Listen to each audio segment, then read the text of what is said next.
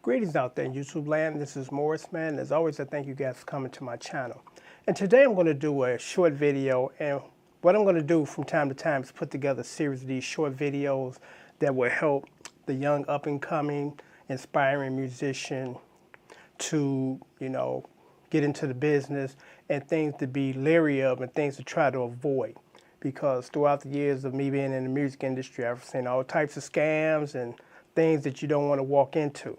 And as my memory comes back as far as some of these things, I will share them with you as far as not catching you, getting yourself caught up into those types of things. And some of the things we're going to talk about, it's going to be kind of controversial to some people because they don't believe it to be what it is, but they just refuse to believe it, even though it is what it is. But, I'm going to try my best to try to help you young guys or young people, avoid these things, if you are very dedicated to trying to become a musician, a singer, or artist. And again, what to avoid. So I put together a short list of 5 things that I can think of right now off the top of my head that might help you guys.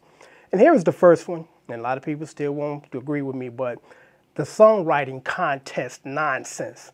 The chances of any inspiring songwriter winning the contest and getting exposure in the record is almost zero.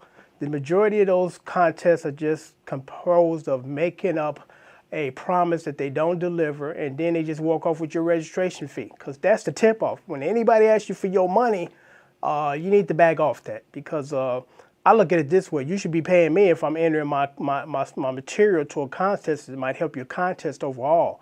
So that's something you definitely want to avoid. This is the normal procedure as far as getting a record deal or getting a song contract, a songwriter's contract, or getting some of your songs penned on some of these artists today. You got to go through a music attorney. You can't get around it. The record companies do not take unsolicited material, meaning that if it's not sent to them by a representative as far as a lawyer, a musical lawyer, they're not even going to open the package. They're just going to send it back to you. So that's why you have to go through that process. I got my first publishing deal. I went through an music attorney. I couldn't get around it because they're not trying to hear you when you walk in unrepresented from a legal standpoint. That's just how the business works, and it's a business. So avoid that songwriters contest mess as far as submit your $50 registration fee. Save your $50 and go out and take your family to them. That'd be better worth money spent than giving it to a company that's going to promise you something that they're not going to deliver. All that contest stuff is a waste of your time and your money. Here was just a short story as far as one of my friends when we were coming up and trying to pen our songs. And he's a very gifted songwriter. I met him years ago, got to be at least 25 years ago, and we're still good friends. He told me about what happened to him, when I first met him. At that time, I guess it was just newspapers, this long before the internet. And he responded to an ad in the paper saying that, are you a songwriter? What we can do is put your song on this compilation of other songwriters, and then we will submit it to the record companies and try to help you get a deal. But first you got to send us $100. And then what he signed, and he didn't realize it till later, was once he signed that contract, the rights to that song reverted to them. So at that point, the song was no longer his, even if they were submitted to record companies and got a deal. Now he doesn't have the rights to the song. So, it's all types of scams out there that you got to be mindful of. And again, avoid that contest nonsense, because nobody gets any type of exposure or money from majority of those contests. They promise you all this stuff and they don't deliver. So that's number one. Number 2 is this one. And this one is for the ladies. You don't want to get ripped off bedroom style. And what I mean by that is some slick guy meet you at a club and, he heard you singing or got hold of a demo and tell you, I can make you a star. But before that happens, you got to kind of help me out. The majority of those guys that promise that and sleep with you, they can't help you anyway. So, use common sense, follow your gut. If it sounds too good to be true, most likely it is. Here's another story regarding that. A very good friend of mine in Chicago, Richard Steele. He's a radio personality. I've been following Richard Steele since the 80s. He's a very good talk show host. And I've been on some of his shows, throughout the years. And he said he shared a story with us when he first came to Chicago. He came from a small radio station, I think, in Ohio.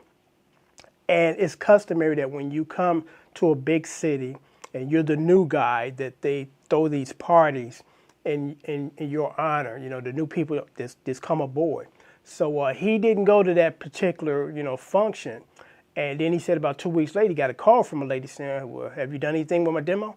He's like, I don't know what you're talking about. So quickly she got upset because she's like, what do you mean? We did this and that.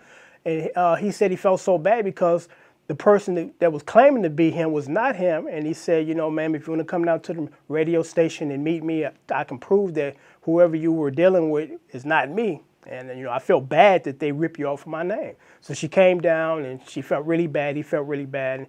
And again, you got to be careful.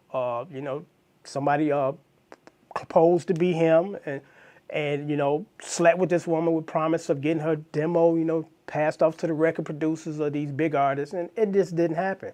That's a common scam, and it's like, just be careful, ladies, because, again, if some slick, sly guy walk up to you, I can make you a star, most likely he can't, So, you definitely want to avoid that, and then it's just not good ethics, even if it is somewhat true,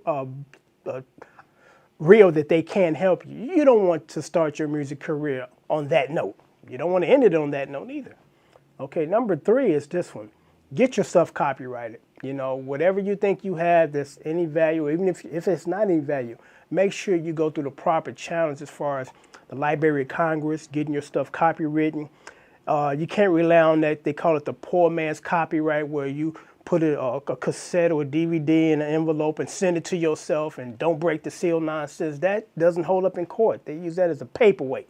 So, you definitely want to just go through the proper channels, because it costs, I think, anywhere from $15 to $20 to register or copyright one song. And what you can do if you strap for cash is this. Say, for instance, you got 10 songs, and you're like, I just don't have $50 to $100 right now, and I want these copywritten.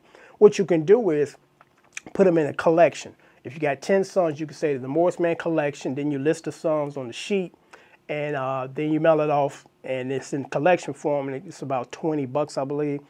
But here's the thing. Once someone is interested in one of those songs, you have to go back to the paper copyright, and you have to have that song copywritten individually just to protect yourself. So it's kind of like a standoff for the time being. I don't have a lot of money, so I'm just going to do it in this form to have at least protected. But when it's time for it to be marketed and published, you want to have it pulled out of that collection and registered copyright individually. So that's very important. Copyright your stuff before you put it on the internet or send it to somebody, or let people that you don't really trust know or hear, Even sometimes your good friends, you kind of don't want to let them hear it until you get it copyrighted, because, if they steal it, ain't nothing you could do about it. Okay, number 4 is a real simple one. Don't be a jerk. And what I mean by that is, it's easier to work with people that you can get along with. And there are people that, they have the luxury that if they don't want to work with you because you're an idiot or a jerk, they don't. So, you can't walk into a band situation and thinking that you all this and everybody else is secondary, and you're very opinionated on what's taking place, within the band structure. Nobody wants to work with those types of people. I can remember when I first started doing production, I always had a pretty good day job, so I didn't have to rely solely on, the production money. And I would run into people that, midway through the production, I actually gave them their money back and said, you know what, you can have whatever we started, but I'm done. Here's your money back. We can't work, There's just certain things that, that you just can't, jail with. And then, it doesn't make for a very comfortable work environment when you can't get along or not in agreement with the people that you're working with.